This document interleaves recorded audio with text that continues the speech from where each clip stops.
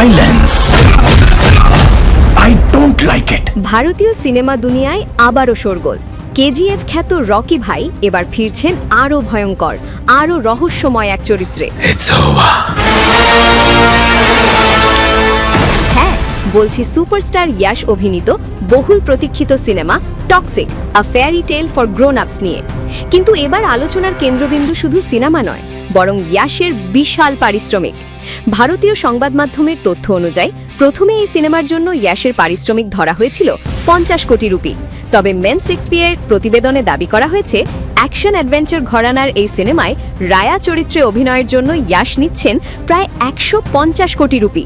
যদি এই তথ্য সত্যি হয়, তাহলে এটি হবে ভারতীয় সিনেমার ইতিহাসে অন্যতম সর্বোচ্চ পারিশ্রমিকের রেকর্ড।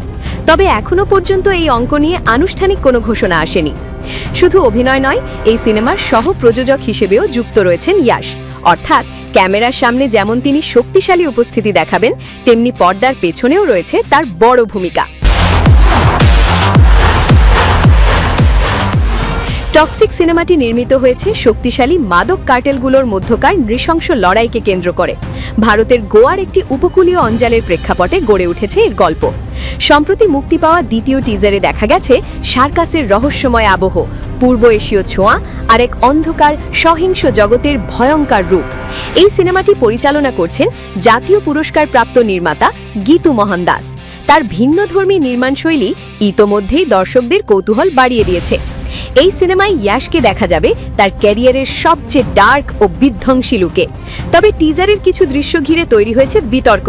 কিছু দর্শক সামাজিক মাধ্যমে মত দিয়েছেন সিনেমাটি অত্যধিক সহিংস হতে পারে, কিন্তু বিতর্ক মানেই তো জনপ্রিয়তা। ইয়াশের পাশাপাশি এই সিনেমায় আরও অভিনয় করছেন কিয়ারা আদবানি, হুমা কুরেশি, তারা সুতারিয়া। স্টার কাস্ট দেখেই বোঝা যাচ্ছে বড় কিছু আসছে। সবকিছু ঠিক থাকলে আগামী 19 মার্চ বিশ্বজুড়ে প্রেক্ষাগৃহে মুক্তি পাবে টক্সিক।